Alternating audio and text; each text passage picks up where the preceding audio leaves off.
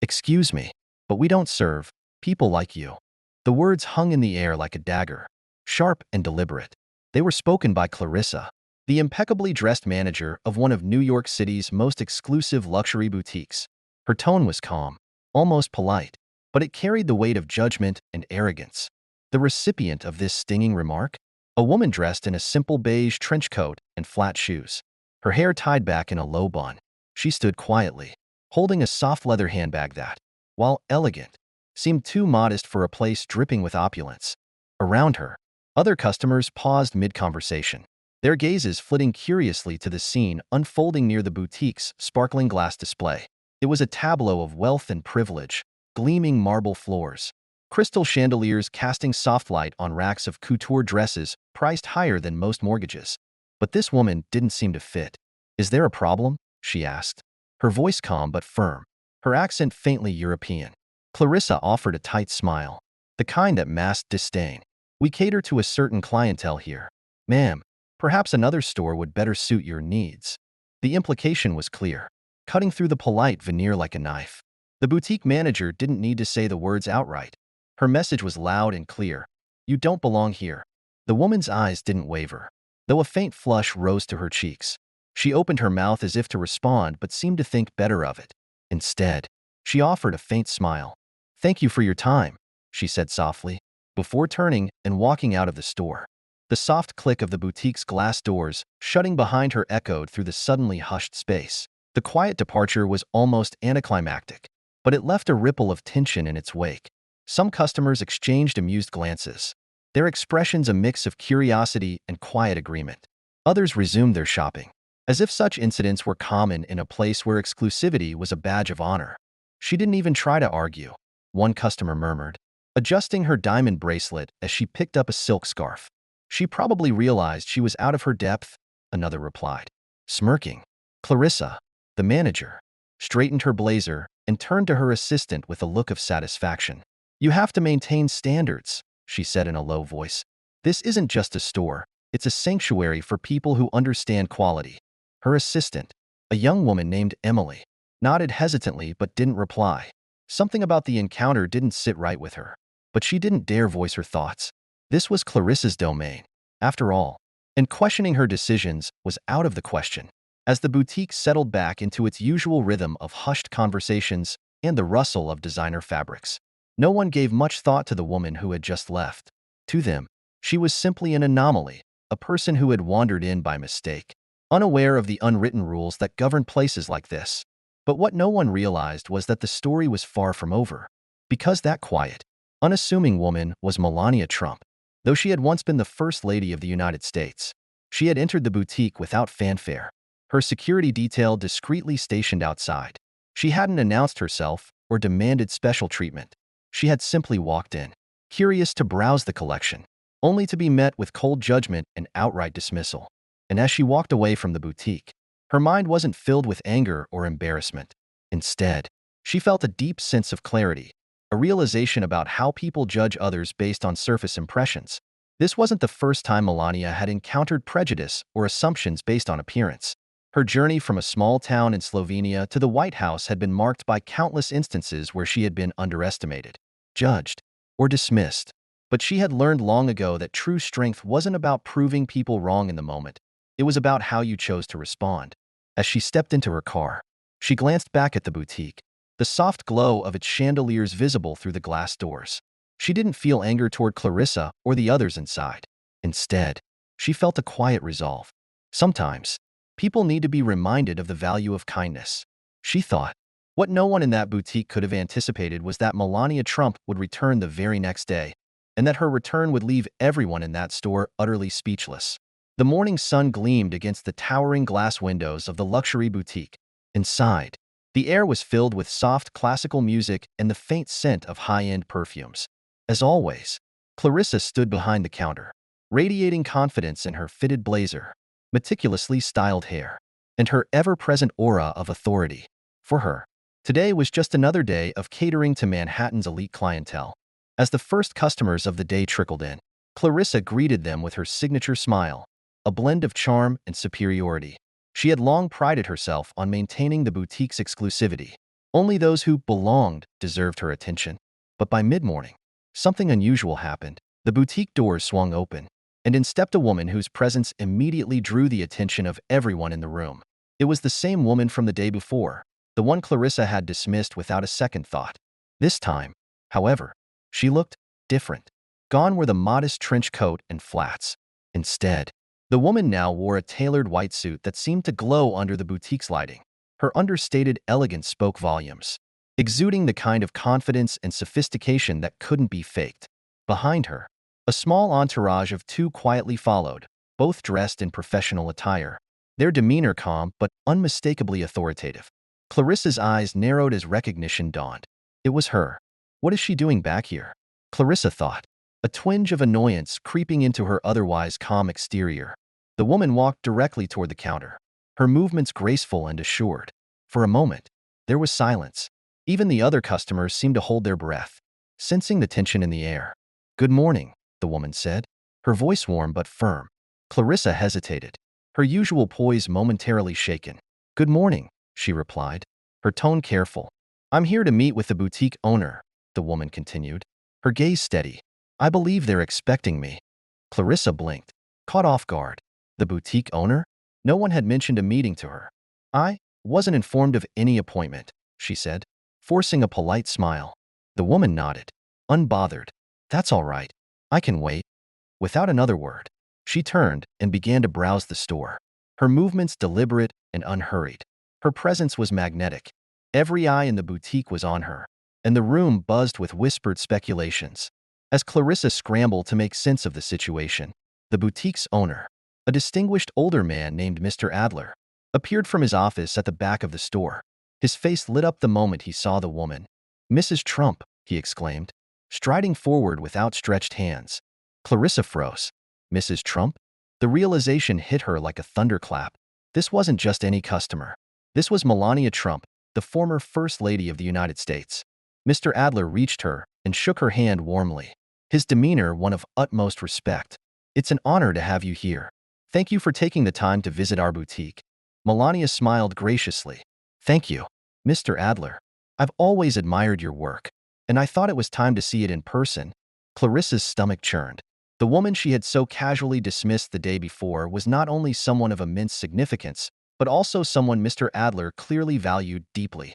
As Melania and Mr. Adler engaged in conversation, Clarissa hovered nearby, her usually unshakable confidence now replaced by a gnawing sense of dread.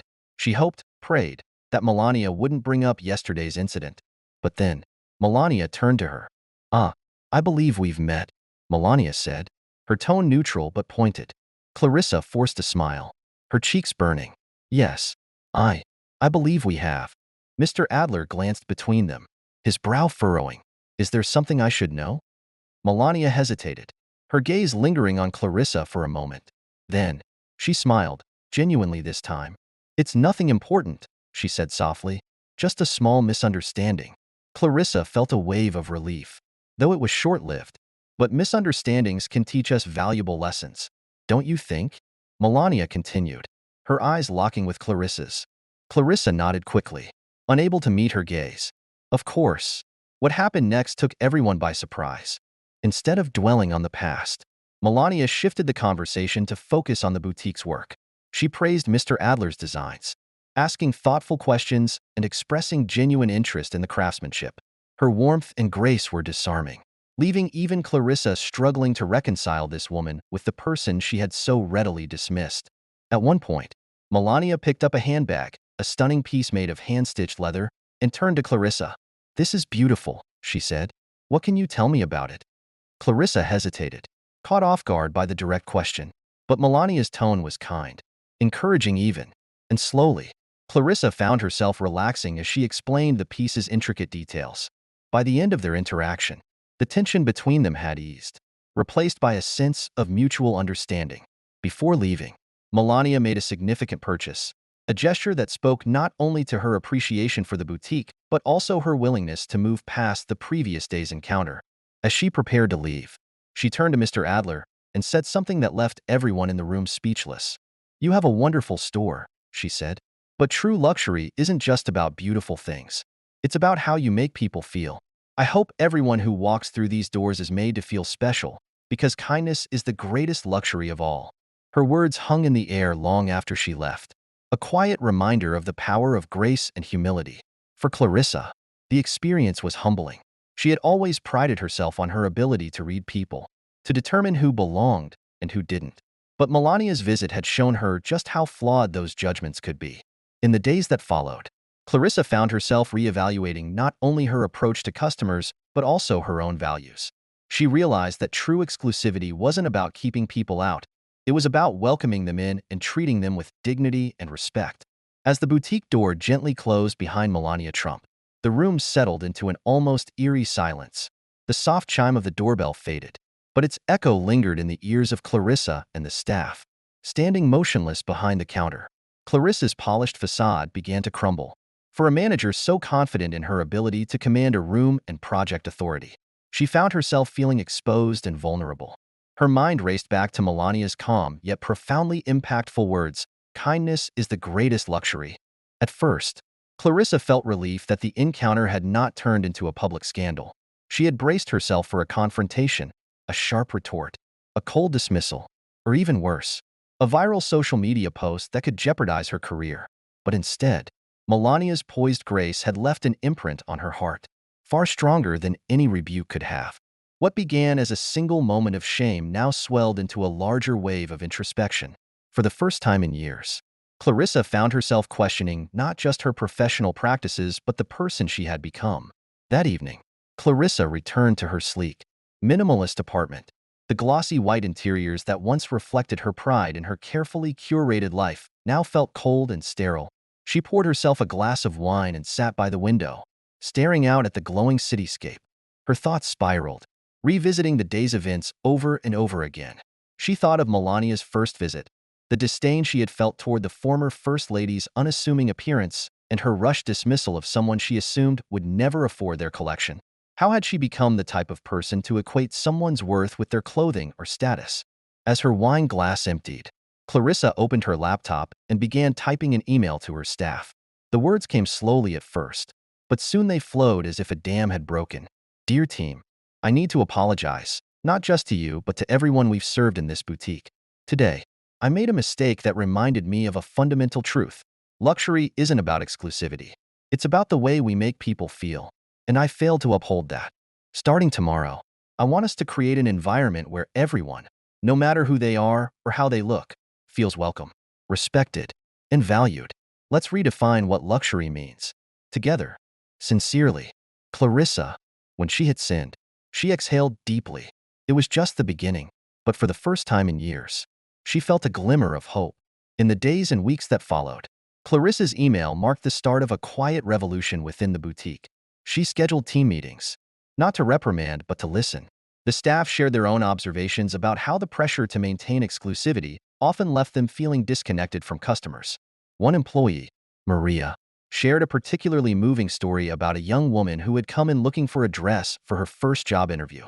Though the woman couldn't afford the boutique's high-end offerings, Maria had taken the time to help her find inspiration and gave her tips on dressing professionally. Weeks later, the woman had returned, not as a customer but as a friend, sharing the news that she had landed the job. Stories like this reminded Clarissa of the boutique's true potential, not as a status symbol but as a place where people could find not just luxury items but inspiration, confidence, and connection. Clarissa began implementing new policies. Every customer, no matter their appearance or perceived status, was to be treated with the same warmth and respect. Staff were encouraged to focus on building relationships rather than simply making sales. The changes soon became noticeable. Regular customers commented on how much more welcoming the boutique felt. New customers, once hesitant to enter such an intimidating space, began to trickle in. And Clarissa? She blossomed into a leader who not only managed her team but inspired them. One afternoon, Clarissa received a surprising email from a prominent fashion magazine. They had heard about the changes at the boutique and wanted to feature her in an article about redefining luxury in the modern age. The article, titled "Kindness as Couture: How One Boutique is Leading a Fashion Revolution," painted a vivid picture of the boutique's transformation. It highlighted not only the changes in customer experience, but also the profound impact on the staff's morale and sense of purpose. The story caught fire. Bloggers, influencers, and even other luxury retailers began discussing the piece, sparking a broader conversation about the role of empathy and inclusivity in high fashion. Meanwhile, Melania Trump had also reflected on her experience at the boutique. Over dinner with close friends, she shared the story not as a tale of vindication, but as an example of how grace could inspire change. "I could have retaliated," she admitted, "but what would that have accomplished?" Sometimes, when you show kindness in the face of judgment, you give people the opportunity to grow. Her friends, moved by her words, began to share their own experiences of how small acts of compassion had created ripples of change in their lives.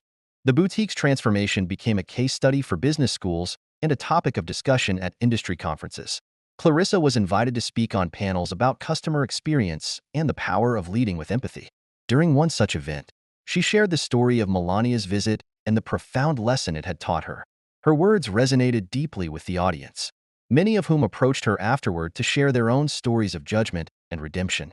This story is a powerful reminder that kindness has the power to change lives in ways we may never fully realize. Have you ever experienced a moment when someone's unexpected compassion made a lasting impact on you? Or perhaps you've had the chance to extend grace to someone else? We'd love to hear your thoughts and stories in the comments below. How has kindness shaped your life? If this story touched your heart, take a moment to reflect on your own faith and share it with someone who might need it today.